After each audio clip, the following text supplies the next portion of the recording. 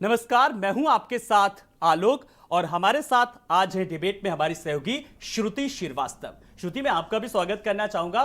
श्रुति, अगर बात करें, जनादेश 2022 आ चुका है, 10 दिन से ज्यादा का लगभग वक्त हो चुका है। एक तरफ नए सरकार के गठन को लेकर के तैयारियां जोर शोरों से चल रही है, लेकिन आज एक खबर ने सबसे ज्यादा, जो अगर मैं बात करूं कि आम आदमी से सीधे तौर पर जुड़ी है, वो है महंगाई का दंश साफ तौर पर आज सामने आया। श्रुति, बिल्कुल सही बात कह रहे हैं आलोक जी। देखिए, सीधे जब बजट सत्र की शुरुआत हुई 2022 और 2023 में, तो वहां पर 2047 तक के देश को किस प्रकार आगे बढ़ाया जाए उसकी तो बात की गई थी, लेकिन जो निर्धारित विकास लक्ष्यों की बात बजट सत्र में देखिए नहीं की गई थी। और वही शायद एक अहम रीजन बनकर आलोक जी सामने आए हैं कि जिस वजह से महंगाई जो कमर तोड़ तैयार थी। चुनाव से पहले भी देखिए बहुत सारे ये विपक्ष की तरफ से सवाल उठते रहे हैं कि महंगाई जो होगी वो चुनाव के बाद जैसे परिणाम आएगा, देखिएगा कि आम जनता की कमर कैसे तोड़। और बिल्कुल विरोधी या यूं कहे कि विपक्ष पूरी तरीके से इसको मुद्दा भी बनाया जा रहा था, लेकिन आखिरकार अब तस्वीर सामने है किस तरीके से पेट्रोल और डीजल की कीमतों में बढ़ोतरी हुई है। बड़ी बात यह कि सिलेंडर के दाम भी बढ़े हैं, लेकिन महंगाई को किस हद तक काबू में किया जा सकता है, आज हम इस पर चर्चा करेंगे। एक बड़ा पैनल हमारे साथ जुड़ेगा। मैं अपने पैनल से तारुफ कराऊं, लेकिन उससे पहले एक खास रिपोर्ट जरा दिखाते हैं।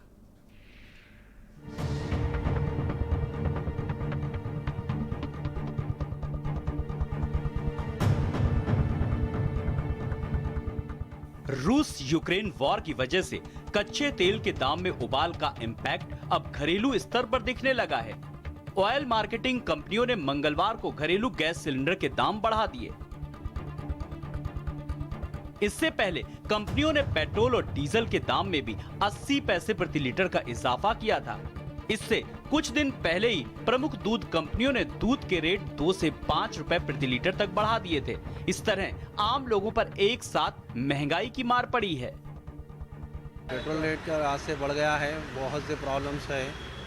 पेट्रोल रेट बढ़ने से एवरीथिंग पे फर्क पड़ेगा और आम लोगों की लाइफ के लिए बहुत बड़ा एक प्रॉब्लम क्रिएट करेगा। ये गवर्नमेंट को सोचना चाहिए कि आम लोगों के लिए कुछ तो करे, पेट्रोल रेट के ऊपर कुछ तो काम करे और कुछ तो हेल्प हो आम पब्लिक के लिए। मिडिल क्लास पीपल बहुत मुश्किल है सर, आने वाला फिर बढ़ते ना बहुत मुश्किल है। उसका रेट्स के हिसाब से प्रोविजंस भी बढ़ जाते, मिडिल क्लास पीपल जीना बहुत मुश्किल है।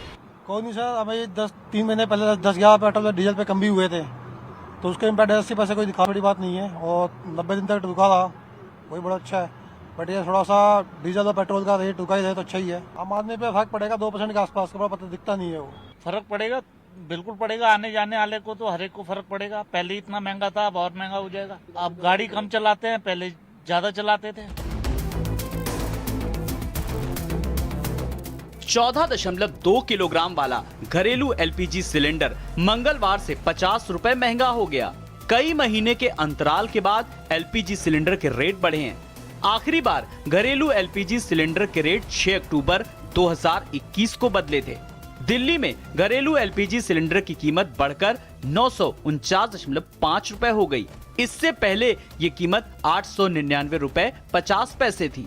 आइए जानते हैं अन्य शहरों में अब तक सिलेंडर के लिए कितना भुगतान करना होगा।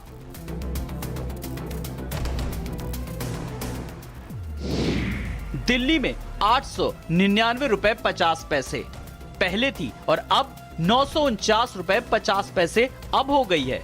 मुंबई में 899 रुपए 50 पैसे पहले थी तो अब 949 रुपए 50 पैसे हो गई है। लखनऊ में 937 रुपए 50 पैसे तो अब 987 रुपए 50 पैसे हो गई। कोलकाता में 926 रुपए थी पहले और अब 976 रुपए हो गई है। वहीं चंडीगढ़ में 909 रुपए थी पहले और अब 959 रुपए हो गई है।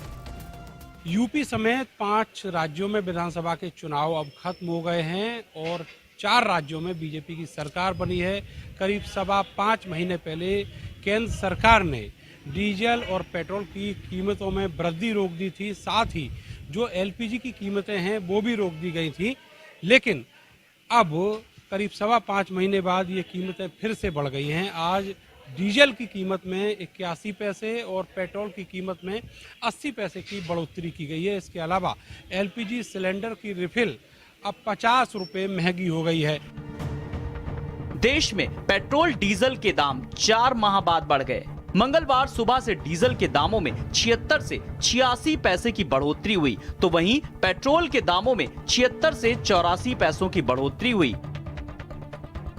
दिल्ली में 1 लीटर पेट्रोल 96 रुपए 21 पैसे प्रति लीटर, जबकि डीजल 87 रुपए 47 पैसे प्रति लीटर मिलेगा।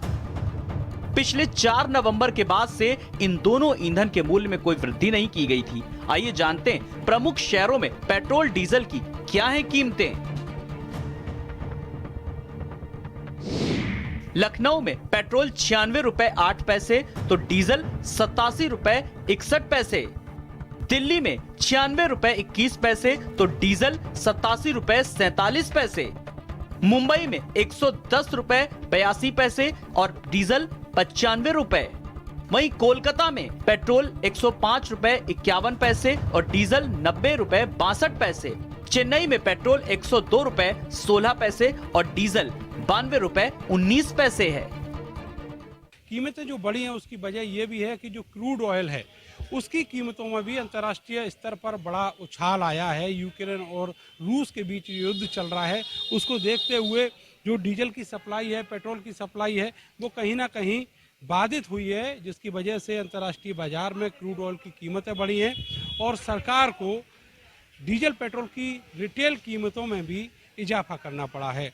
देखना होगा कि ये कीमतें जो 5.25 महीने के अंतराल के बाद बढ़ोतरी इसमें दर्ज की गई है, ये आगे भी बढ़ती ही हैं या फिर कहीं फुल स्टॉप भी लगता है।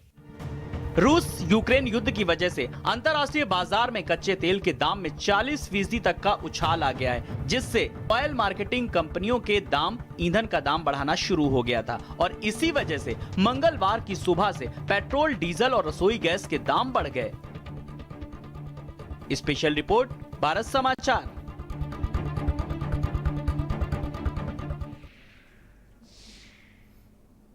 तो आपने ये हमारी खास रिपोर्ट देखी कि किस तरीके से पेट्रोल और डीजल की कीमतों में इजाफा हुआ, घरेलू गैस सिलेंडर की कीमतों में इजाफा हुआ और इसका सीधा असर किस तरीके से पूरे ट्रांसपोर्टेशन पर पड़ेगा। जाहिर सी बात है कि अगर ट्रांसपोर्टेशन पर पड़ेगा तो दूध भी महंगा होगा, सब्जी भी महंगी होगी। पर बड़ी बात यह है, महंगाई एक अहम मुद्दा है जो सरकार बनाने को लेकर के और सरकार उतारने का भी मादा रखता है और ये एक ऐसा मुद्दा है, इसको मुद्दे को लेकर के सरकारें भी किस तरीके से चिंतित हैं, सबसे बड़ी बात है। आज हम इसी पर बात करने की कोशिश करेंगे। एक बड़ा पैनल हमारे साथ जुड़ेगा जो आज हम महंगाई को लेकर के तमाम बिंदुओं पर हम चर्चा करेंगे। अपने दर्शकों को बता दें, एक सार्थक बहस करेंगे जिसमें कुछ कंटेंट हो, कुछ चीजें निकल करके आए, ताकि महंगाई क्या किस तरीके से बढ़ती है और आम आदमी को किस तरीके से प्रभावित करती है। और जल्दी से बिना कुछ देर के आए हुए मेहमानों से अपने दर्शकों का तारुफ करा देते हैं। हमारे साथ बीजेपी प्रवक्ता शबनम पांडे जी जुड़ गई हैं। शबनम जी नमस्कार, बहुत बहुत स्वागत है आपका। प्रियंका गुप्ता जी, प्रवक्ता कांग्रेस, प्रियंका जी नमस्कार, बहुत बहुत स्वागत है आपका। और भारत समाचार के स्टूडियो में नाहिद अकील जी हैं, सामाजिक कार्यकर्ता। नाहिद जी नमस्कार, बहुत बहुत स्वागत है। इसके अलावा हमारे साथ आकाश जिंदल जी भी जुड़ेंगे, देश के जाने माने अर्थशास्त्री हैं। हमारी सहयोगी श्रुति लगातार हमारे साथ बनी हुई है, जिनसे हम बहुत सारी चीजों का जिक्र करेंगे। मैं सवालों और जवाबों के सिलसिले को मैं आगे बढ़ाऊं। आज मैं सवाल सबसे पहले विपक्ष से करूंगा और विपक्ष मतलब प्रियंका जी भी समझ नहीं कि मैं प्रियंका जी के पास सबसे पहले आ रहा हूं पहला सवाल लेकर के। प्रियंका जी, लगातार बढ़ती महंगाई को लेकर आप लोगों ने तो पहले ही भविष्यवाणी कर दी थी कि बस जैसे ही 10 मार्च आएगा उसके बाद 11 मार्च को सब चीजों के दाम बढ़ जाएंगे, पेट्रोल अपनी टंकी की सब लोग फुल करा ले। फिलहाल 10 दिन थोड़ा सा आगे बढ़ गया, लेकिन भविष्यवाणी सही हुई है आप लोगों की? देखिए बिल्कुल सही बात है। जिस तरह से देखिए महंगाई की मार आम आदमी की पॉकेट पे पड़ना स्टार्ट हो गई है। वादा तो इन्होंने ये किया था कि हम जो है होली पर एक सिलेंडर फ्री देंगे, पर वो तो घरों में पहुंचा नहीं, परंतु जो है उसके बढ़े हुए दाम जरूर लोगों तक पहुंच गए। 50 रुपए घरेलू गैस सिलेंडर के दाम 50 रुपए और बढ़ गए हैं। और बढ़ गए हैं मैं इसलिए मेंशन कर रही हूँ कि लगातार बढ़ते ही चले आ रहे हैं, उसमें कटौती नहीं की गई है। और पेट्रोल डीजल के दाम जिस तरह से जो है, जो जितनी भी वस्तुएं हैं उनको इफेक्ट करेगी, जितने भी कॉर्पोरेट जो यूजेस के जो पेट्रोल डीजल के दाम है उस पर 25 रुपए तक की इजाफा हो चुका है। तो मैं समझती हूँ कि इन सारी चीज़ों का जो इनडायरेक्ट जो इफेक्ट होगा वो लोगों तक पहुंचेगा, चाहे वो साबुन हो, घर के इस्तेमाल की चीज़ों की बात कर रही हूँ मैं, चाहे वो साबुन हो, चाहे वो दूध हो, चाहे अन्य वस्तुएं हैं जिनका हम रोजमर्रा की जिंदगी में इस्तेमाल करते हैं, उन सभी वस्तुओं का दाम बढ़ने के कगार पे है। और इस तरह से देखा जाए तो महंगाई की जो मार है वो वाकई में आम आदमी की कमर तोड़ कर रख देगी, जिसकी आय में वृद्धि नहीं हो पा रही है।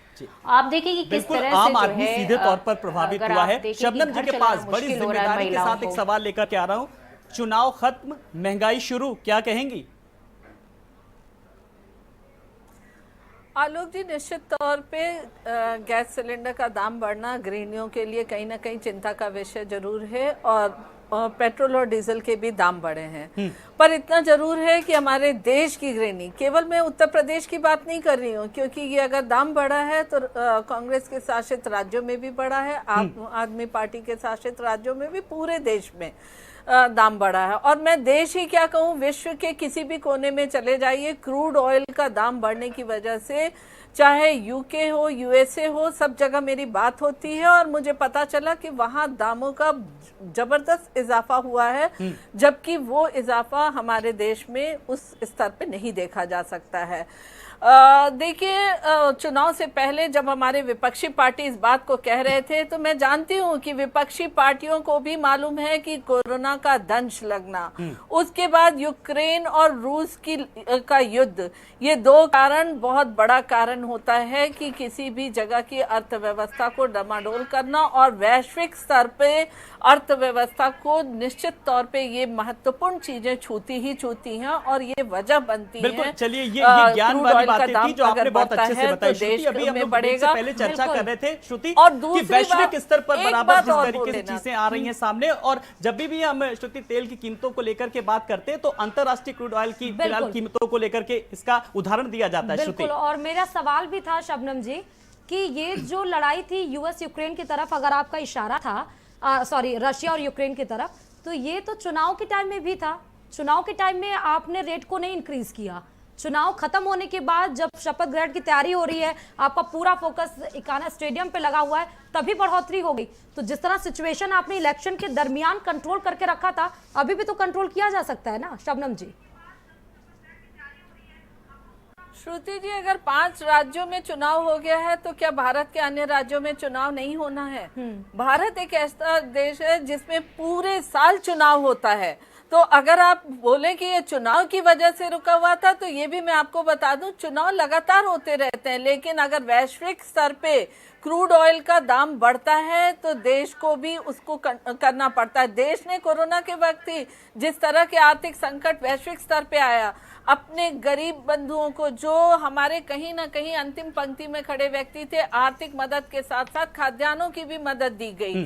तो सरकार निश्चित तौर पे अपनी जनता के लिए, अपने नागरिकों के लिए पूरी व्यवस्था। चलिए, सरकार का आपने कहा कि जो अपने नागरिकों के लिए पूरी तरीके से प्रतिबद्धता जाहिर कर रही है, अनाज दिया, और जनता ने भी आप लोगों को रिटर्न गिफ्ट दे दिया। शबनम जी, मैं आपके पास आऊंगा। नाहिद अकील जी, कुल मिलाकर के जिस तरीके से चर्चा हो रही है इस बढ़ती महंगाई को लेकर, मुद्दा ये नहीं है कि किसने बढ़ाया, कौन प्रभावित हुआ, सबसे बड़ी बात यह है कि इससे निजात कैसे मिल सकती है। अगर मैं आम आदमी को लेकर के अगर बात करूं तो कैसे इसको राहत मिलेगी, बड़ी बात, क्योंकि उसको नहीं मतलब है कि आपके क्रूड ऑयल की कीमत कितनी, अंतरराष्ट्रीय बाजार में कीमत कितनी है, रूस और यूक्रेन का किस तरीके से युद्ध हो रहा है। आम आदमी को राहत मिलना यह सबसे बड़ी प्राथमिकता है। नाहिद जी, देखिए, शबनम जी की बात से ही मैं बात रखूंगी कि अगर पिछले 5 साल को उठा करके देखें तो अंतर्राष्ट्रीय स्तर पे जो कच्चे तेल की कीमत थी बहुत कम थी, और दुनिया भर में तेल की कीमत बहुत कम थी, भारत को छोड़ करके। अगर आप पूरा डाटा देखें तो भारत का ही तेल का, इवन पाकिस्तान जैसे देश में भी बहुत सस्ता था तेल।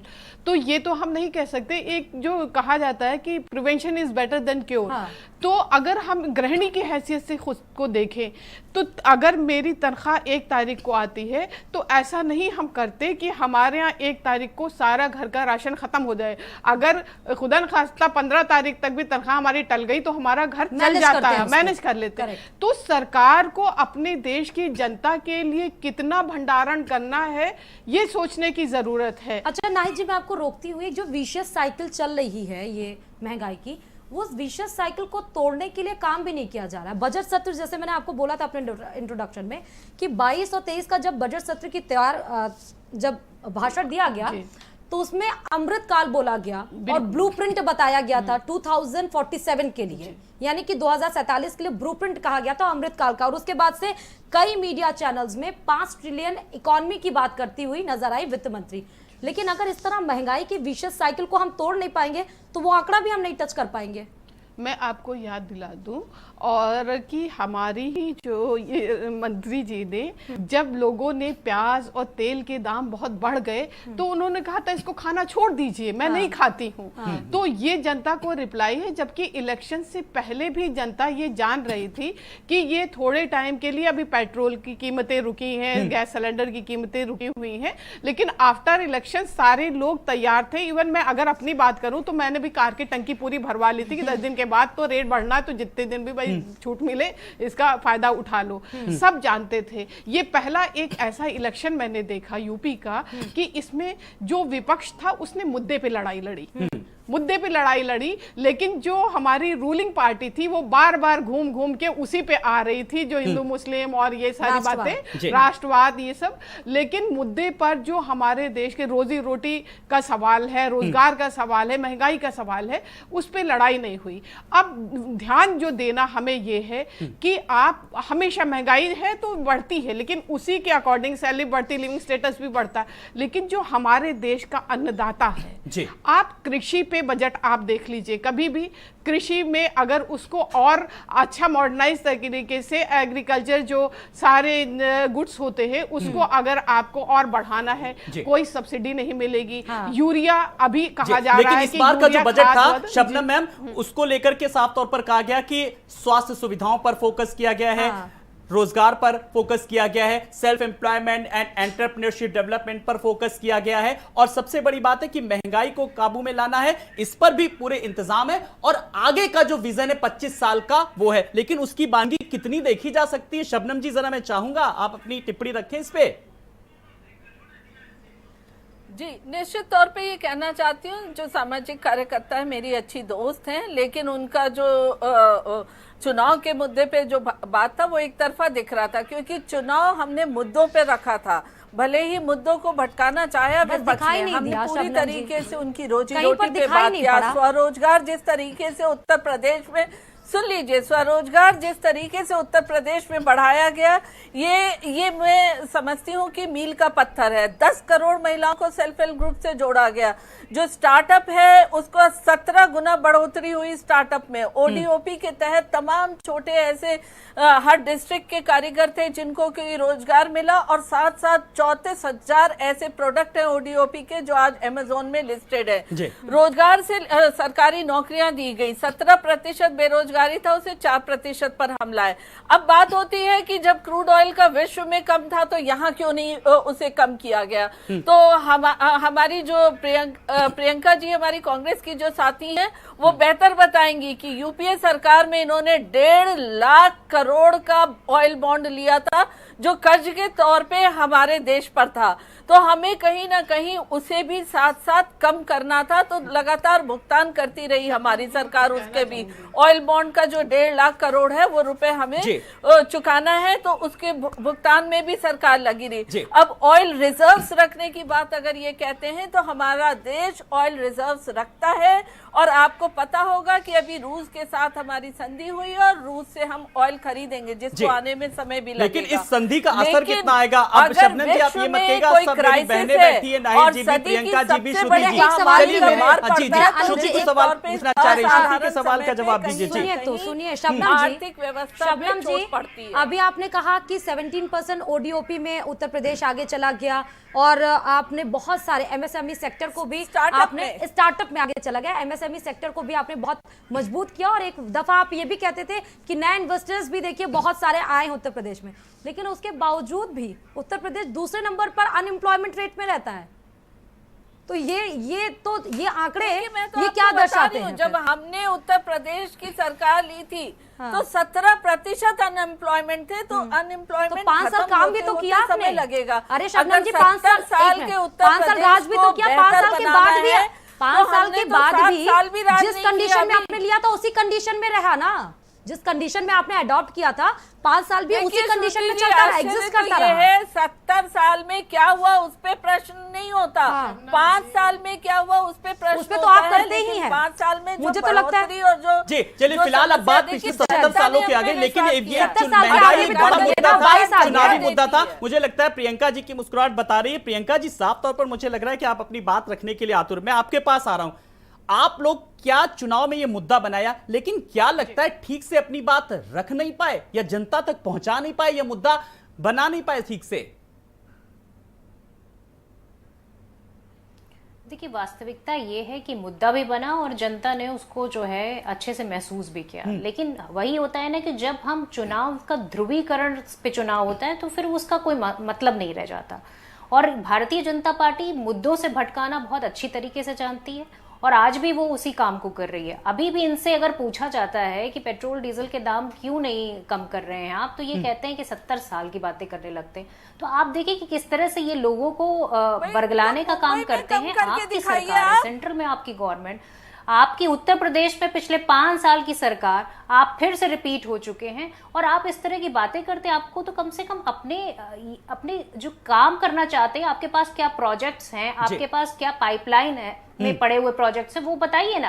आप किस तरह से महंगाई को कंट्रोल कर रहे हैं? प्रियंका जी, मेरे एक सवाल का जवाब दीजिए। विपक्ष लगातार अपनी आवाज को बुलंद करता है, महंगाई को मुद्दा बनाता है, बेरोजगारी को मुद्दा बनाता है, लेकिन आप लोग, मेरा अहम सवाल का जवाब दीजिए प्रियंका जी। आप लोग विपक्ष की भूमिका निभा रहे हैं अच्छी से, लेकिन क्या महज विरोध करने से यही एक विपक्ष की भूमिका होती है? आप लोग समस्या का समाधान भी बताइए, रोड मैप भी बताइए, क्या कुछ प्लान है? मैं चाहूंगा ये बहुत सवाल का इस जवाब दे, बहुत अहम सवाल का जवाब मैं आपसे कर रहा हूं। देखिए, सबसे अच्छा तरीका है पेट्रोल डीजल को ये जीएसटी के अंडर में क्यों नहीं ले आते? अपने आप एक्साइज ड्यूटी जिस दिन कम होगी उस दिन 3 गुना रेट कम हो जाएंगे पेट्रोल डीजल के, पर वो ये नहीं करेंगे। उसको कह के विपक्ष थक चुका है, कांग्रेस पार्टी थक चुकी है, पर ये नहीं करेंगे क्योंकि इन्हें अपना फायदा प्रियंका देखना है। जी, 5 राज्यों आपके हैं, वहां पर भी तो आपने जीएसटी के अंडर में नहीं लाया है ना? प्रियंका जी, जो 5 राज्यों में जहां पर आप लीड कर रहे हैं, वहां पर क्या जीएसटी अंडर में आ गई? अकेला चना भाड़ नहीं फोड़ सकता है। हाँ, देखिए, अकेला चना भाड़ नहीं फोड़ सकता है। अरे तो 5 राज्य में तो आप लीडर है ना? जो जिम्मेदारी है वो प्रियंका जी, 5 चलिए, मैं आम जनमानस को लेकर के बहुत एक अहम सवाल शबनम मैम से। शबनम मैम, जिस तरीके से कांग्रेस शासित राज्यों की बात करूं तो वहां पर पेट्रोल और कीमतों की जिस तरीके से बेतहाशा वृद्धि हो रही है, तो छत्तीसगढ़ की बात करें चाहे राजस्थान की बात करें, वहां की जो स्थानीय सरकारें हैं वहां पर उन्होंने वैट को कम करके थोड़ी सी राहत दी। तो आप लोग भी राहत दे दीजिए, हमें भी आपसे उम्मीद है। अंदर पेट्रोल डीजल को लाना सेंट्रल गवर्नमेंट की जिम्मेदारी है। वैट तो स्थानीय सरकारें कर सकती है ना, जैसा कि छत्तीसगढ़ ने किया, राजस्थान ने किया। शबनम मैम, इस सवाल का जवाब। जी शबनम जी, ऑटोमेटिक प्रॉब्लम सॉल्व हो जाएगी, पर ये वो नहीं करेंगे। सामने मुद्दे रखे और जनता ने इनके मुद्दों को नकार दिया क्योंकि ये जनता को भरमाना चाहते हैं। क्योंकि राष्ट्रवाद का मुद्दा आप लेकर आ गए ना शबनम जी। से कनेक्ट है। अरे तो राष्ट्रवाद का मुद्दा भी तो आप लेकर आ गए शबनम जी। जनता जब राष्ट्रवाद का मुद्दा आप लेकर आएंगी, जब लोगों के दिमाग में आप ये फीड करने की कोशिश करेंगी कि राष्ट्र धर्म पर बात करो, राष्ट्र धर्म में बात करो, तो कहाँ कोई बात करेगा? स्थिति को डमाडोल करती है और अगर बड़े बड़े देशों की आर्थिक स्थिति डमाडोल होती है तो भारत भी अछूती नहीं है। भारत भी इसी धरती पे है और विश्व में क्रूड ऑयल की जो रेट है वो शबनम जी, एक सेकंड आपको रोकना चाहूंगी मैं। ये बहुत अहम सवाल है शबनम, मेरा सवाल सुनिए। शबनम जी, एक सवाल मेरा सुनिए। तो आपके कहने का मतलब ये है कि अगर विश्व स्तर पर अगर मामला टाल मटोल होता है, अगर वहां गड़बड़ी होती है विश्व स्तर पर, तो उसका सीधा इफेक्ट हम भारत देश में देखेंगे। यानी कि भारत देश की जो अर्थव्यवस्था है वो पूरा डिपेंड है अंतरराष्ट्रीय बाजार पर, ये कहना चाहती हैं आप?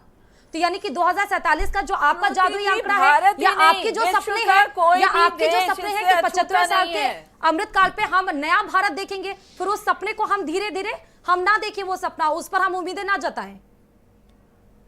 श्रुति जी, आज आपको मैं बता दूं कि भारत की अर्थव्यवस्था सबसे तेजी से बढ़ती हुई अर्थव्यवस्था है कोरोना के बाद भी। और अगर कोरोना में सप्लाई चेन डिस्टर्ब हुआ और पूरा विश्व उससे प्रभावित हुआ तो भारत भी इसी धरती पे, और भारत के हर बड़े से बड़ा देश उससे अछूता नहीं रह सकता है। लेकिन उसके बावजूद हम उठ खड़े हुए, हम मजबूती से बढ़ रहे हैं लेकिन रूस और यूक्रेन का युद्ध होने से जो क्रूड ऑयल का दाम बढ़ा, उससे रेट बढ़ा है। ये बार बार जीएसटी और वैट की बात करती हैं, तो मैं कहती हूँ जहां पे इनका शासन है वहां लखनऊ से ज्यादा रेट क्यों है ऑयल का, उसको ये कम क्यों ना कर सके, वैट क्यों नहीं कम किए। तो मैं इनसे जानना चाहती हूँ कि ये जब अपने स्टेट की बात होती है, महिलाओं को टिकट देने का हुआ, तो शबनम जी, नाइक जी अपनी बात रख रही है, वो भी बहुत बड़ी सामाजिक कार्यकर्ता है, समाज के तमाम सरोकारों से जुड़ी रहती है। नाइक जी को सुनेंगे जी। आपने 2 टर्म में बोला, पहले के लिए तो मैं यही कहूंगी, भूख है तो सब्र कर, दुष्यंत कुमार की लाइनें, भूख है तो सब्र कर। और आजकल दिल्ली में है मुद्दा बहुत जोरों से, तो आप मुझे ये बताइए, आपने बता दिया है कि इतना ज्यादा एसएमई आगे बढ़ गया, इतना आपने जॉब दे दिया, और वो जॉब आपने जैसे सारी चीजें विज्ञापनों में दिखाई है, वही चीज आपने सारी विज्ञापन दिखा दिया।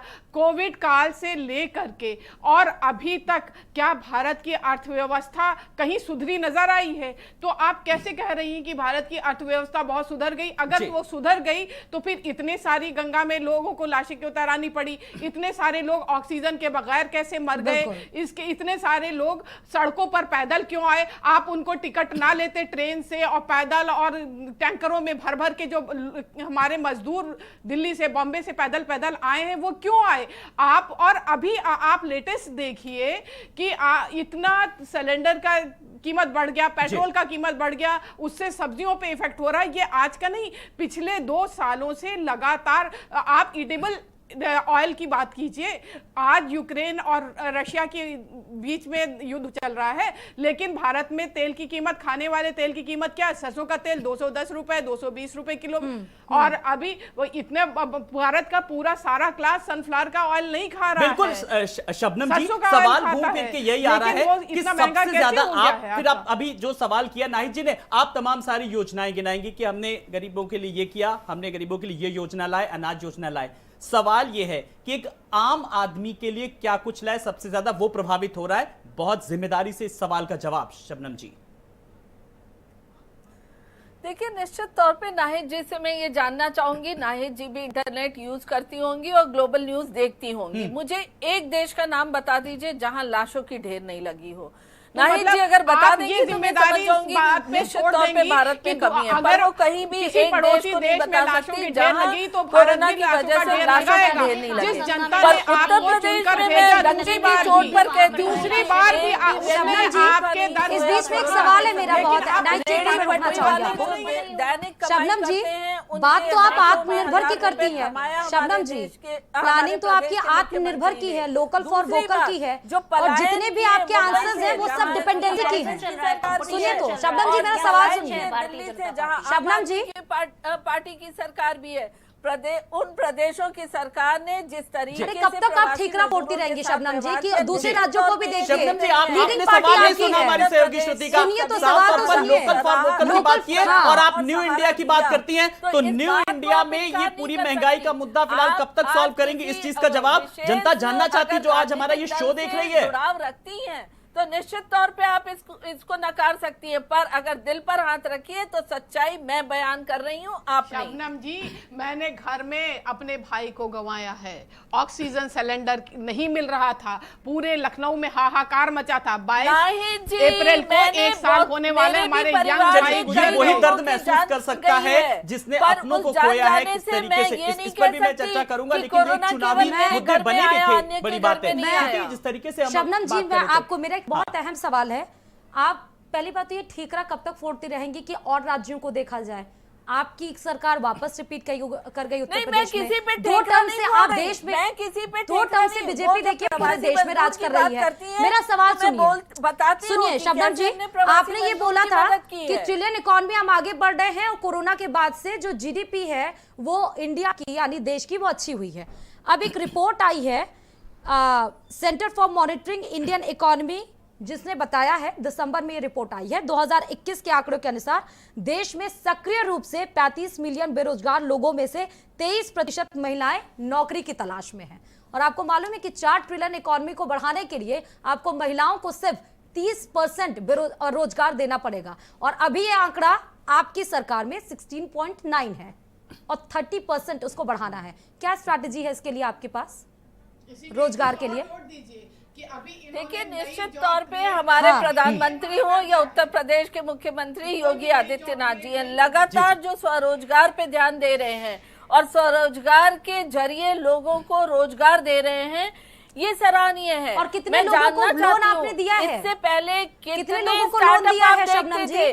आपने कहा था कि जिसको भी स्वरोजगार के लिए लोन चाहिए, मुफ्त लोन आप प्रोवाइड करेंगे। कितने लोगों को लोन मिला है? कितने लोगों को लोन दिया है शबनम जी आपने? देखिए, मुद्रा लोन हो या रोजगार प्रधानमंत्री रोजगार योजना लोन हो, तमाम स्वरोजगार तैयार करने वालों को मिला है। उसकी आंकड़े मैं अभी नहीं रखी हूँ, मैं निश्चित तौर पे आपको वो आंकड़े SMS कर दूंगी। लेकिन आप इस बात से इनकार नहीं कर सकते। हम आंकड़ों की बाजीगरी कर भी नहीं रहे हैं, हम जो वास्तविक स्थिति है उसी पर बात कर रहे हैं। प्रियंका जी, मैं आपके पास आ रहा हूँ। अब एक विपक्ष के तौर पर आप लोग महंगाई का मुद्दा किस तरीके से उठाएंगी और किस तरीके से दबाव बनाएंगी, मैं चाहूंगा आज इस सवाल का जवाब दें आप, प्रियंका जी। देखिए, अगर जनता चाहती है कि हम विपक्ष में रहकर मुद्दे उठाते रहें तो हम बिना किसी जो है हिचकिचाहट के मुद्दे उठाते रहेंगे। नहीं, ये नहीं चाहती है जनता। प्रियंका गांधी जी आपको रोकना चाहूंगी। जनता ये चाहती है कि मुद्दों के साथ साथ आप सॉल्यूशन भी लेकर आइए, सिर्फ मुद्दे मत उठाइए, उसका ब्लूप्रिंट भी आप सत्ता पक्ष के सामने आप रखिए। और सॉल्यूशन देखिए, अगर कोई सॉल्यूशन अगर कोई लेना चाहेगा तो जरूर दिया जाएगा, पर वाकई में जिसे करना है वो भारतीय जनता पार्टी है, जिसकी सरकार है। क्योंकि जिसके पास सरकार होता है उसी के पास साधन होते हैं, उसी के पास जो है पूरी शक्ति होती है। वो पूरी भरपूर अगर ताकत लगा दे तो इस तरह की कोई सिचुएशन नहीं आ सकती। आज जिस तरह से हंगर इंडेक्स में हम 10वें पायदान पर पहुंच चुके हैं, तो आपको नहीं लगता कि किस तरह से भुखमरी और कुपोषण हमारे हिंदुस्तान में फैला हुआ है? सरकार उसके लिए प्रियंका जी, आपने सुझाव की बात की, सुझाव तो आप लोग बस ऐसे देते हैं कि गरीबी बढ़ती चली जा रही है कि 10 मार्च के बाद, 10 मार्च के पहले जब तक नतीजे आएंगे उससे पहले आप लोग पेट्रोल टंकी अपनी फुल करा लें। क्यों श्रुति? बिल्कुल, ये विपक्ष के सुझाव देता है, ये ट्वीट करता है। यही करता रहता है, लेकिन ये तो आगाह किया जा रहा था कि ऐसा होना है और वो हो गया। ठीक है प्रियंका जी, मैं आपके पास लौटूंगी। नाहिद जी, देखिए, कहा जाता है कि जो जीडीपी है वो डिपेंड करती है पर कैपिटा इनकम की। तो हर एक इंसान की जो आय है प्रतिदिन की, वो कैसे बढ़ाई जाए, इस पर फोकस होना चाहिए, ना कि फोकस इस पे होना चाहिए कि देखिए महंगाई बढ़ती रहती है, महंगाई घटती रहती है, वो पीरियड के बाद है, साइकिल है, वो साइकिल मूव ऑन करती रहती है। लेकिन बहुत दिनों से जो 2 साल हो गए और जिस साइकिल में आके हम रुक गए हैं उसमें आगे नहीं बढ़ पा रहे हैं। अहम वजह क्या है और उस साइकिल को तोड़कर हम कैसे पर कैपिटा इनकम बढ़ाएंगे? भाई, पर कैपिटा जब हर हाथ में पैसा जाएगा तो उसका बिजनेस बढ़ेगा। इन्होंने लोन तो लिया आरबीआई से, लेकिन ये हुआ पैसा जब डिस्ट्रीब्यूशन की बात हो तो उसका इजीएस्ट वे ये है कि आप कम से कम ब्याज दर पे सब्सिडी दे करके अगर आप आत्मनिर्भर बनाना चाहते हैं, जितना आप गिना गए मैम, तो उन हाथों में पैसा पहुंचे तो। और ये बताइए नाहिद जी कि पैसा पहुंचेगा कब? अभी गुजरात का बैंक फ्रॉड का इतना बड़ा केस आया, जब बैंक फ्रॉड कर रहे हैं और उसमें इंटरेस्ट नहीं भरा जा रहा है, बैंक उसको बैलेंस अमाउंट दिखा दे रही है, तो वो पैसा तो वो सीधे सीधे असर तो आम आदमी पे ही डालता है ना। भाई, जितने बड़े फ्रॉड हुए हैं वो आज तक रिकवरी कुछ हुई? आप पूछिए, जब बड़ा आता है तो ये लोग दबाने में लग जाते, तब तक दूसरा मुद्दा छेड़ देते हैं कि वहां से लोगों का ध्यान डाइवर्ट हो जाए, तब फिर वो कश्मीर में ले जाएंगे, फिर 370 में ले जाएंगे। अभी किसानों का मामला था, किसानों को ही आप सब्सिडी दीजिए ना। 700 से ज्यादा किसान मर गए 1 साल का धरना करते करते, आपने उनको क्या दिया? और मेरा एक अहम सवाल और है नाहिद जी आपसे कि ये जो फ्री की योजनाएं अब सरकारों ने लाद दी हैं कि वो फ्री इतना देंगे, उसका भी इफेक्ट क्या पड़ेगा बजट पर? बिल्कुल पड़ेगा। देखिए, फ्री तो इन्होंने भारत को 2 लाइन में खड़ा कर दिया है। एक बांटने वाला भारत जो भिखारियों की तरह लाइन में लगा हुआ है, जिसकी सारी नीड मर चुकी है, क्योंकि उसको इतना ही बना दिया है कि उसको 5 किलो अगर अनाज मिल जाता है तो वो उसकी दुनिया वही है कि भैया हम, और ये इलेक्शन में बात भी हुई कि हमारा नमक खाया है तो वोट कैसे नहीं देंगे। तो ये नमक खिला खिला के अनाज में बंधुआ प्रथा को प्रमोशन दे रहे हैं। और शबनम जी के पास जरा आ रहा हूं। शबनम जी, मेरे एक सवाल का आप जवाब दीजिएगा, लेकिन मैं चाहूंगा जरा आप मुस्कुरा के उस सवाल का जवाब दें। जब आप हाँ कहेंगी तभी मैं सवाल करूंगा आपसे। शबनम जी, आपने एक हॉलीवुड मैं मुस्कुरा मूवी ही देखी रही हूँ। होगी अनाकोंडा। अब आप सोच रहे हो कि इतनी हॉट डिबेट में ये आलोक ये बॉलीवुड मूवी की बात कैसे कर रहा है। दरअसल वो एनाकोंडा रूपी जो सांप था वो किस तरीके से छोटे छोटे जीवों को निगल जाता है।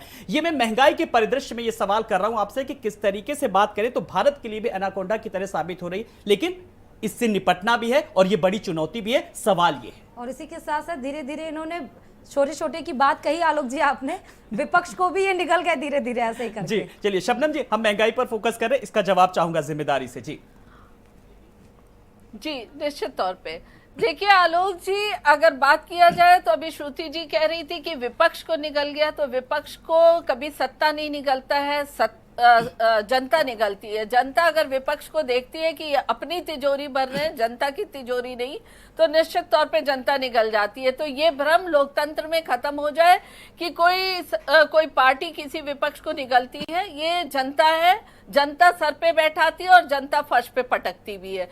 तो विपक्ष की करनी का फल है कि विपक्ष पंजाब में आपको निगल गई है जनता ने उनके मुद्दों को नकारा, क्योंकि वैश्विक स्तर पे जनता न्यूज देखती है, समाचार देखती है और उसे समझ में आ रहा है कि अभी किस तरीके का असाधारण वक्त चल रहा है।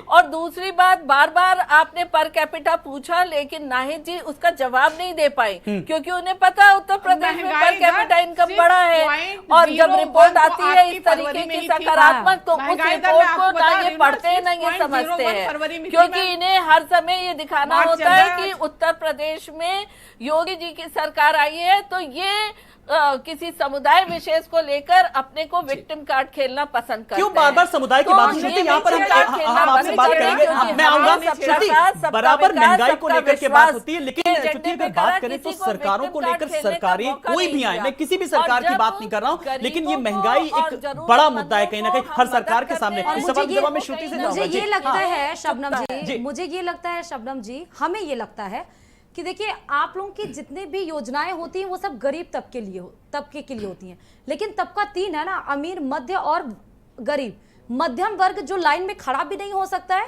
और ना हाई फाई क्लास सोसाइटी में वो जा सकता है, सबसे ज्यादा कमर तो उसकी टूटती है। उसके लिए ना योजनाएं रहती है ना उसके बारे में सरकार सोचती है, क्योंकि उनको लगता है कि मिडिल क्लास है वो तो स्ट्रगल धीरे धीरे कर रहा है और वो करता ही रहेगा। चलिए, और इस पर मैं चाहूंगा कि प्रियंका जी आप जवाब दें कि एक आम आदमी की आवाज अब आप किस तरीके से बनेंगी, इन मुद्दों को किस तरीके से प्रमुखता से उठाएंगी एक नए सिरे से, अगर मैं बात करूं तो, और उठाएंगी भी या नहीं, क्योंकि अंतरकलह तो इतनी चल रही है, अभी तो इस्तीफे पे इस्तीफे मांगे जा रहे हैं। देखिए, मैं सिर्फ इतना कहना चाहती हूँ, वो संगठन का काम है, संगठन अपना काम कर रहा है, उसका आकलन भी कर रहा है और संगठन अपना काम भी कर रहा है। परंतु मैं एक बात जरूर कहना चाहूंगी कि जो आपने अभी बात कही कि आम आदमी जो बेचारा जो लाइन में भी नहीं लग पा रहा है, जो वो 5 किलो राशन भी नहीं ले पा रहा है और वो बड़े उसमें अपर क्लास में भी नहीं आता है, सबसे ज्यादा परेशान वो हो रहा है। आप देखिए कि इस तरह से एजुकेशन इतनी महंगी हो चुकी है, जो स्टेशनरी होती है उस पर 25% दाम बढ़ गए हैं। आप देखिए कि बच्चों का एडमिशन कराना हो या फीस हो, हर चीज महंगाई के बोझ के तले दबी जा रही है। आने वाले समय में कैसे बच्चे पढ़ेंगे और कैसे इस देश का भविष्य बनेगा। आप देखिए आईआईटी की जो फीस होती है वो 90,000 से बढ़कर 2 लाख रुपए हो चुकी है। क्या ये इस तरीके से महंगाई बढ़ाती चले जाएंगे, एजुकेशन मुश्किल हो जाएगी, घर चलाना मुश्किल हो जाएगा।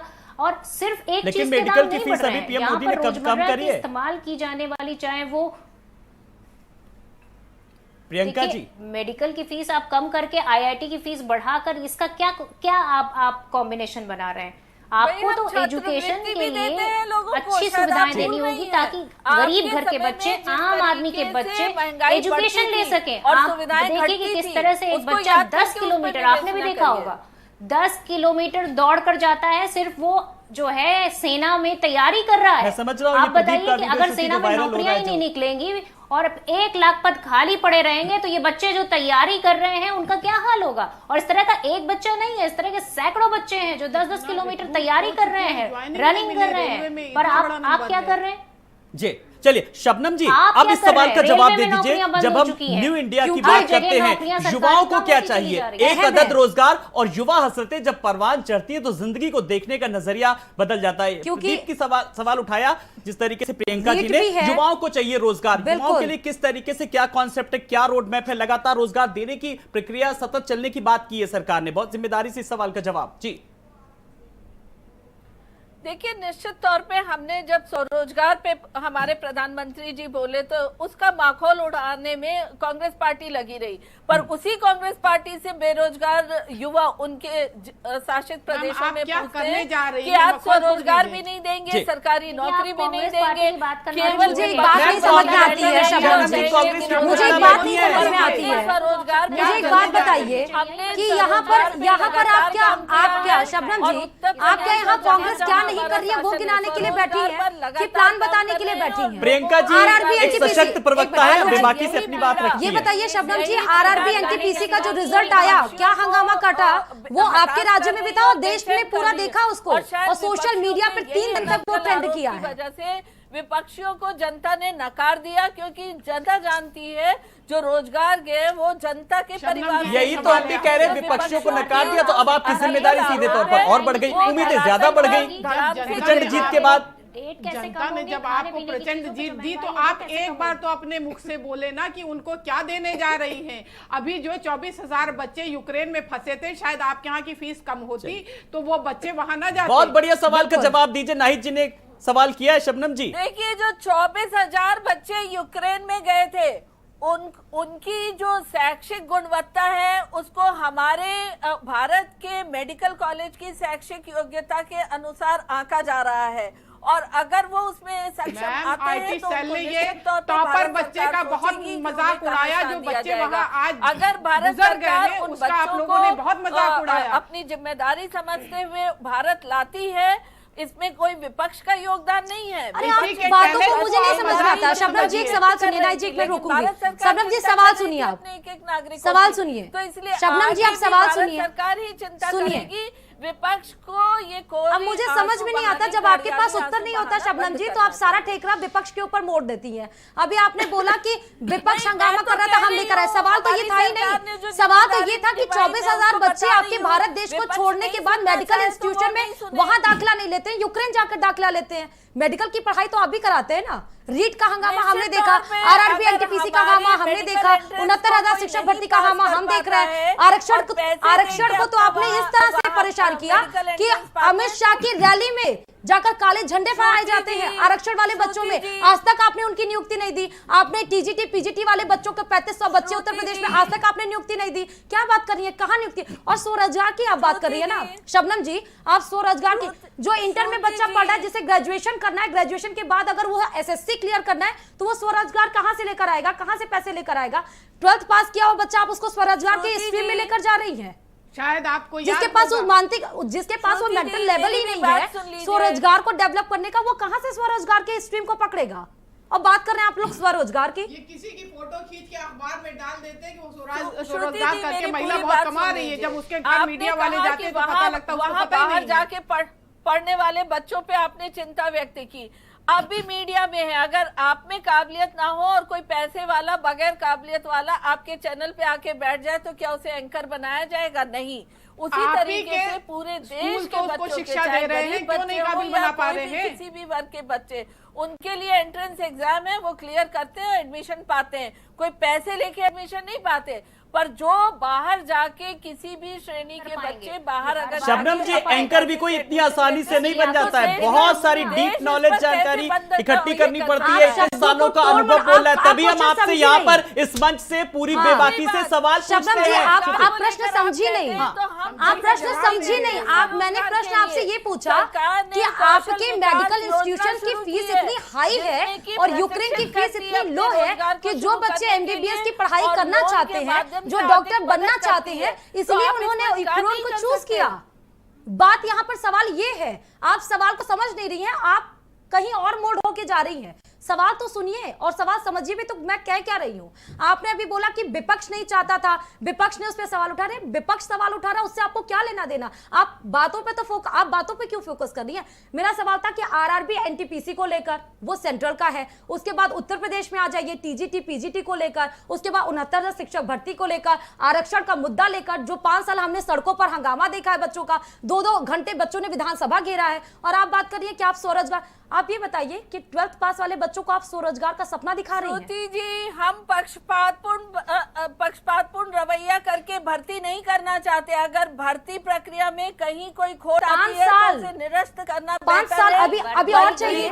शबनम जी, एक भर्ती को पूरी करने के लिए कितने महीने चाहिए, कितने साल चाहिए? मुझे ये बताइए, एक भर्ती को पूरी करने के लिए कितने महीने, कितने साल चाहिए? जबकि सुप्रीम कोर्ट का ऑर्डर हो कि 6 महीने में क्रमागत भर्तियों को पूरा कर दिया जाए। सपा सरकार में भर्तियां हुई, एक जाति विशेष को भर्ती कर लिया गया, क्या ये रहा जाएगा? और ये आपको कैसे पता? अगर हमारे योग्य बेरोजगार और इसीलिए आपने रोक दिया। योग्यता के अनुसार में जगह मिलनी चाहिए। तो 5 साल, इसका मतलब ये है कि 5 साल में आपके अधिकारी, आपके मंत्री ये लिस्ट ही नहीं निकाल पाए कि कौन योग्यता के अनुसार है वहां पर, योग्यता के अनुसार किन बच्चों को। चलिए, भर्तियों को लेकर के फिलहाल सरकार ने साफ तौर पर उम्मीद जाहिर की कि जल्द से जल्द भर्ती होंगी। मैं प्रियंका जी के पास आ रहा हूं। शबनम जी, मैं आऊंगा। कुल मिलाकर के जिस तरीके से आज महंगाई हमारा मुद्दा, हम उस पर फोकस कर रहे हैं। प्रियंका जी, बहुत एक अहम सवाल का जवाब, जब हम प्रति व्यक्ति आय की बात करते हैं तो भारत की लगभग 844 रुपए प्रति, जिसमें एक सिलेंडर भी नहीं आता उसकी कीमत, और बात हम किस तरीके से रूस, यूक्रेन और अमेरिका जैसे देशों से बराबरी की कर रहे हैं। बड़ी विडंबना है। देखिए आलोक जी, प्रियंका जी को सुनेंगे। प्रियंका जी को, अगर वो अच्छी लेडी है, लेकिन उन्होंने जिस तरह से लाशों का कंपैरिजन किया कि वहां पर जो आज विश्व में लाशें देखिए, तो मैं समझती हूँ कि ये एक बहुत ही निंदनीय बात है, क्योंकि आप लाशों में अगर कंपटीशन करेंगे कि वहां तो प्रश्न आज भी कर रही हूं। प्रियंका जी, वो चुनावी मुद्दे थे, वो सबने देखा किस तरीके से अपनों को खोया। मैं थोड़ा आगे की बात कर रहा हूँ, चुनाव में मुद्दों को उठा चुके लगातार। मैं बराबर महंगाई पर फोकस कर रहा हूँ, किस तरीके से सबसे बड़ी बात है कि आम आदमी को किस तरीके से राहत मिल सकती है। विपक्ष अगर आम जन की आवाज उठाएगा। परिवार में बहुत मौतें हुई, लेकिन संवेदना है सबके साथ, पर जानना चाहती हूँ उस पर अगर आप लोग राजनीति करके लाशों पे सुनेंगे। यहाँ पर इस मंच पर विपक्ष की आवाज नहीं दबाएंगे। जी, अपनी बात रखिए प्रियंका जी। उनको रियायत मिलती थी, वो भी छीन ली है। तो इनकी मंशा क्या है? यहाँ पर बीजेपी की प्रवक्ता बैठी हैं, वो बता दें क्यों वरिष्ठ नागरिकों की जो है, उन्होंने जो रियायत मिलती थी, जो इतने सालों से लगातार मिलती चली आ रही थी, आज वो क्यों छीन ली गई है? क्या आपको लग रहा है कि वरिष्ठ नागरिकों के पास बहुत पैसे आ गए? तो मैं ये सवाल पूछना चाहती हूँ, उसका रीजन भी बता दीजिए कि किस देश में होती थी, किस देश से। अच्छा, मुझे लगता है कि प्रियंका जी, विपक्ष की कभी ये भी एक बहुत एक बड़ी कमी लगती है कि सही समय पर सही मुद्दा नहीं उठाती है, और तभी सत्ता पक्ष को शायद कहने का मौका। जब हम बात आज महंगाई को लेकर के कर रहे हैं, मैंने महंगाई को लेकर के विजन पूछा कांग्रेस का, किस तरीके से मांग उठाएगी, तब आप अन्य मुद्दों करें। ये भी कहीं ना कहीं कमी लगती है कि नहीं प्रियंका जी? बुजुर्ग लोग कमाते नहीं है, बुजुर्ग लोगों के पास पैसे की अर्निंग नहीं होती है, और उस समय जब उनको एक रेलवे में रियायत मिलती है, वो क्यों नहीं दे रहे हैं? इस गवर्नमेंट को क्या ऐसी चीज दिखाई दी कि उन्हें ये लगा कि इन बुजुर्गों को रियायत की जरूरत नहीं है? ये भी तो महंगाई से रिलेटेड है। वृद्धावस्था पेंशन की बात करें तो प्रियंका जी, ये सब चीजें सामने क्यों नहीं आती है? बहुत अहम सवाल, क्योंकि बुजुर्गों से जुड़ा हुआ है, इसलिए मैं सवाल का जवाब लूंगा। शबनम जी, जब वृद्धावस्था पेंशन लगातार सरकार दे रही, बुजुर्गों को दे रही है, ये बात सरकार अपनी क्यों नहीं पहुंचा पा रही लोगों तक? तमाम सारी योजनाएं चल रही हैं, चाहे वो दलितों के लिए बात करें, युवाओं के लिए चले, बेरोजगारों के लिए बात करें, बुजुर्गों के लिए, महिलाओं के लिए, विधवा पेंशन के लिए। मैं चाहूंगा इस बात का आप दें जिम्मेदारी से जवाब, ताकि आज की जो डिबेट लोग देख रहे होंगे वो भी जाने कि सरकार की तरफ से तमाम सारी योजनाएं चल रही हैं। जी शबनम जी। देखिए आलोक जी, वृद्धा पेंशन बढ़ाया गया, दिव्यांग पेंशन बढ़ाया गया, पर विरोधी विपक्षी ये सोचते हैं कि हम इन बातों को नहीं बोलेंगे या हम इन बातों को नकारेंगे तो जनता मान जाएगी। पर जब जनता के घर में जाता है बड़ा हुआ पेंशन, तो जनता इनको, इसीलिए मैं बार बार कह रही हूँ, इनकी राजनीति ने इन्हें डुबाया है, क्योंकि जो सरकार कर रही है उसको ये नकार रहे हैं। और ये बड़ा सवाल भी है शबनम जी, और सिर्फ ये बता दीजिए, नाहिद जी ने बिल्कुल अहम और बिल्कुल लॉजिकल सवाल पूछा है। शबनम जी, सवाल सुनिए, हमेशा सवाल सुनिए कि कब तक आप महंगाई को कंट्रोल कर लेंगी? प्रियंका जी, अभी 1.5 लाख महंगाई को कंट्रोल करने का ब्लूप्रिंट क्या है शबनम जी? क्यों महंगाई को कंट्रोल करने का ब्लूप्रिंट क्या है शबनम जी? संकट आ गई थी मनमोहन जी, महंगाई को कंट्रोल करने का ब्लूप्रिंट क्या है शबनम जी? पेंशन ये जब सत्ता में बैठते हैं तो गांधी परिवार की चली आ रही है, ठीक है, 70 साल ओके। सत्ता में बैठती है, अब अगर आपने विपक्ष पर अगर आरोप लगाकर थक गई हो तो सवाल सुन लेते हैं शबनम जी, महंगाई से निपटने का ब्लूप्रिंट क्या है और कितने महीने में आप महंगाई से आम जनता को उबार पाएंगी? देखिए हमारी सरकार लगातार जनता की सहूलियतों का ध्यान रखती है। ये नहीं, अब मैंने आपसे 3-4 अहम पॉइंट्स पूछे हैं श्रुति जी, शबनम जी, 3-4 अहम पॉइंट्स में किस तरीके से आप इसको निजात दिला पाएंगी, वो अहम पॉइंट्स बता दीजिए। बस आप बोलिए, मैं अहम पॉइंट्स, सिर्फ 5 अहम पॉइंट्स बता दीजिए। ब्लूप्रिंट क्या मुझे है? लगता है कि इसलिए नहीं बता पा रहे, अभी शायद फोकस इकाना पे ज्यादा है। नहीं शबनम जी, बस इतना ही जैसे कर दें ही कि क्रूड यहाँ से ऑयल का जाने दाम के कम बाद होगा, मुख्यमंत्री जी को बता हमारे दें देश में कि भी नेताओं के ऑयल का भत्ते दाम कम कम कर होगा, दिए क्योंकि जाएं, क्रूड नेताओं ऑयल के जो हमें पेट्रोल के खरीदना खर्चे पड़ता दिए है, जाते फिर हैं, फॉर्च्यूनर से जो चलिए आप आज एक बहुत अहम तो सवाल का जवाब शबनम जी, नाहिद जी ने जो सवाल उठाए हैं कि आप आज डिबेट के बाद ये बात अब पहुंचाएंगी जाकर के विभाग में और सरकार में कि इस तरीके से योजनाओं को लाभान्वित किया जाए, आगे बढ़ाया जाए, जैसा कि नाहिद जी ने एक सुझाव दिया। तभी आज की हमारी डिबेट बहुत सार्थक होगी। मैं चाहूंगा जी नाहिद जी का सुझाव सुनिए। मेरा शबनम जी से यही इतना है कि जो बातें हुई चलिए ठीक है, बहुत सारी चीजें आपके हाथ में नहीं है। आपके हाथ में यह है कि सरकार को जाकर के यहां से कहें कि जो तमाम नेतागण हैं, जो अलूल जुलूल सरकार के खर्च हैं, क्योंकि जनता के तो हमेशा पेट काटा जाता है, उनको तो सिरिंज डाल के खून निकाला जाता है, लेकिन नेताओं को जो इतनी फैसिलिटीज दी जा रही है उसमें कटौती कब होगी? सैनिकों की पेंशन में तो आप 30% काट लेते हैं, लेकिन नेताओं में आप कितना काटेंगे? या जो एक्स एमएलए एक्स एमपी हैं उनके में से कितना काटेंगे? आपको बता दूं, वो तो एक बार बैठते पुश्ते बना लेते हैं भरना पड़ता था, पर योगी जी की सरकार में नेताओं को भी इनकम टैक्स भरना पड़ रहा है। वो छोड़िए, उनके पास अकूत संपत्ति तमाम तरह से आई हुई है। शबनम जी, उसके बाद भी आपके नेता फॉर्च्यूनर से घूम रहे हैं। अच्छा फिलहाल अभी तो बंगले साफ कराए जा रहे हैं, काम चल रहा है फिलहाल। अभी भी 40-50 लाख के फॉर्च्यूनर से घूम रहे हैं नेता लोग, कटौती के बाद भी। भाई आज तक जो कटता है वो कभी सामने नहीं तो आता कि नेता का एक बार योगी जी ने हिसाब मांगा था, किसी ने भी हिसाब दिया नहीं। साथ पहले टर्म में हिसाब मांगा गया था शबनम जी, किसी नेता ने अपना हिसाब नहीं दिया। नेताओं को किया, सबको रेवड़ी जैसे घर बांटे जाते थे उस पर लगाम लगाया गया। तो हमारी सरकार ने नेताओं से लेकर घर बांटने से पैसा नहीं आएगा, रेवेन्यू जनरेट नहीं होगा, सरकार के पास पैसा नहीं है। चलिए ठीक है, चलिए शबनम जी देखिए डिस्कशन क्लोज होने वाला है।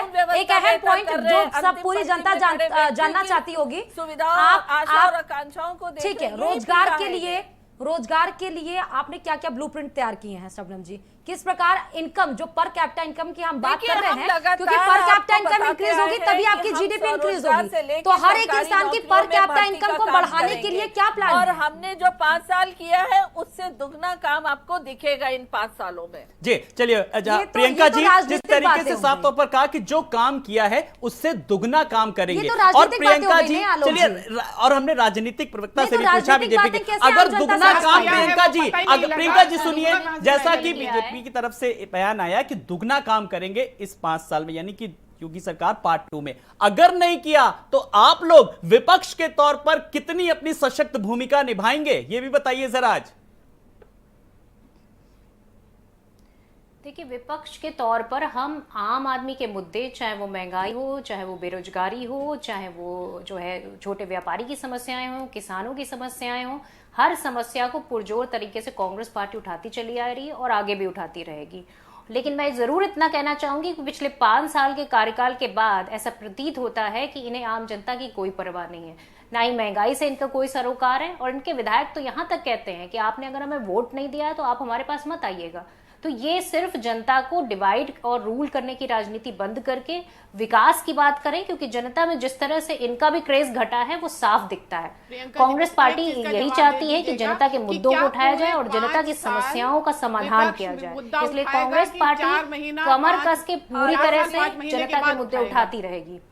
प्रियंका जी, ये बहुत अहम सवाल भी है कि पूरे 5 साल आप विपक्ष की भूमिका निभाएंगे या 4 साल 5 महीने के बाद सिर्फ 5 महीना विपक्ष की भूमिका में आएंगे, निभाएंगे? नहीं, बिल्कुल हम पूरी तरह से विपक्ष की भूमिका निभाएंगे। जिस तरह से आप देखिए प्रियंका गांधी जी उत्तर प्रदेश के हर एक मुद्दे को, चाहे वो किसी एक व्यक्ति की आवाज ही क्यों ना हो, चाहे वो लखीमपुर का ही केस क्यों ना हो, चाहे वो हाथरस का केस ही क्यों ना हो, जिस तरह से एक व्यक्ति की भी जो पीड़ा है वो कांग्रेस पार्टी उसे अपनी पीड़ा समझती है और इसी तरह से आवाज उठाती रहेगी। और चलिए, जनता यानी का कि अगर साफ तौर पर चैलेंज कहा हो जा गया सकता है ना, कि तो विपक्ष जरूर भी एक दिन आलोक जी, जो है, जो आम क्योंकि आदमी एक का टफ दर्द चैलेंज हो गया, महसूस कर रहा है। सिर्फ 2 ही विधायक जा पाए हैं, तो इसलिए थोड़ा अहम सवाल हो जाता है। जी। लखीमपुर में सारी सीटें हम जीते, हाथरस का केस उठाया क्यों? अरे जीत पर बहुत बहुत बधाई, जीत पर बहुत बहुत बधाई। चढ़ाकर अगर आप जीती हैं, होली की हार्दिक वो जनता को शुभकामनाएं, समझने की नए सरकार के गठन को लेकर के शुभकामनाएं। कैसे कह सकती हैं कि किसानों को जीत से कुचलने वाला आज किसानों पुनः में घूम धार गया चला के अगर है। आप जीती हैं तो आप मुद्दा समझ नहीं सकते था। हैं कि कैसे जीती हैं। चलिए, बात यहां पर जीत हार की नहीं है, बात यह है कि अब सरकार का जिस तरीके से जनादेश आया है, जनादेश 2022, जनता ने अपना बहुमत साबित कर दिया। जाहिर सी बात है, इस बहुमत के साथ भी अब लोगों की उम्मीदें भी बढ़ी हैं और इस नई सरकार से भी उम्मीद लगातार यही है कि जो बढ़ती महंगाई है इसको किस तरीके से काबू में लाया जा सकता है। और यहाँ पे सवाल है कि भविष्य की आधारशिला किस प्रकार मजबूत हो, आम आदमी की जो कमर है वो किस प्रकार मजबूत हो कि वो कोई भी सिचुएशन आए अगर देश में, प्रदेश में, तो उससे वो सीधे टक्कर ले सके, उससे लड़ाई लड़ सके, ना कि उसकी कमर तोड़ जाए और टूट जाए। और इस पर ही फोकस होना चाहिए। उम्मीद करते हैं कि आज जो भी आरोप प्रत्यारोप पक्ष और सत्ता पक्ष ने लगाए हैं, कम से कम सत्ता पक्ष में अगर आपको दोबारा पूर्ण बहुमत के साथ जनादेश मिला है तो आप इस पे वर्क करेंगे, ना कि ये कहते हुए अपना पल्ला झाड़ेंगे कि 70 साल में देश ने क्या काम किया। बिल्कुल, और बड़ी क्या बात उन्नति यह कि की इन है। आरोप प्रत्यारोप के बीच आम आदमी को राहत कब मिलेगी, मंथन इस पर होना चाहिए। आप सब मेहमानों का बहुत बहुत शुक्रिया, नाहिद जी आपका भी, शबनम जी आपका भी, प्रियंका जी आपका भी और श्रुति आपका भी बहुत बहुत शुक्रिया जो बेबाकी से आपने किसी दमदार तरीके से सवाल पूछे। तो कुल मिलाकर के हो सकता है कि अगली चर्चा, अगली डिबेट हम करें इसी पैनल के साथ कि महंगाई की कीमतों को लेकर के किस तरीके से लगातार जो महंगाई में बढ़ोतरी हो रही है थोड़ी सी कम जरूर आई, तभी मुझे लगता है हमारी डिबेट का असर होगा। विचार हम सबको करना है। नमस्कार।